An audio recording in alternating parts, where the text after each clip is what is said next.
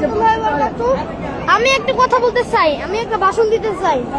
হে আল্লাহ, তুমি জানো শেখ হাসিনাকে বাংলার মাটিতে জন্য ফিরিয়ে নিয়ে আসো, তারপর সহি সালামতে। হে আল্লাহ, তুমি শেখ হাসিনাকে হেফাজত করে। হে আল্লাহ, তুমি যারা বাংলাদেশকে ধ্বংস করেছে, যারা বাংলাদেশের যে অবস্থা হয়েছে, মা বোনদের জিনা করেছে, মা বোনদের যা করেছে, সম্মান নিয়ে চিনিবিনি খেললো, তাদেরকে সবাইকে তুমি জাহান্নামের আগুনে 1000 বছর, 3000 বছর, 1,388 বছর তুমি ওদেরকে আগুনের মধ্যে জ্বালো এবং তীব্র কষ্ট দিও। হে আল্লাহ, যারা মা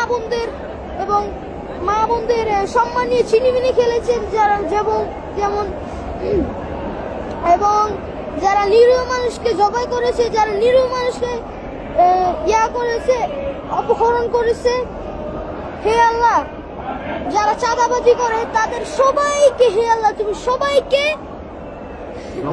ধ্বংস করো।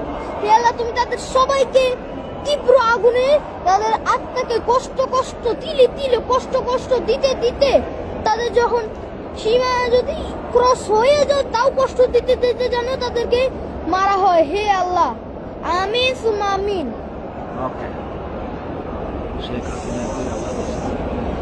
আর আমি আরেকটা বলি, শেখ হাসিনাকে যেন আল্লাহ বাংলা মাটিতে আবার ফিরিয়ে আনে। আমি দোয়া করি জানো, আমি হাসান মজুমদার, আমার মা হলো শেখ হাসিনা ক্লোজ। আমিন আমিন আমিন আমিন আমিন আমিন আমিন আমিন।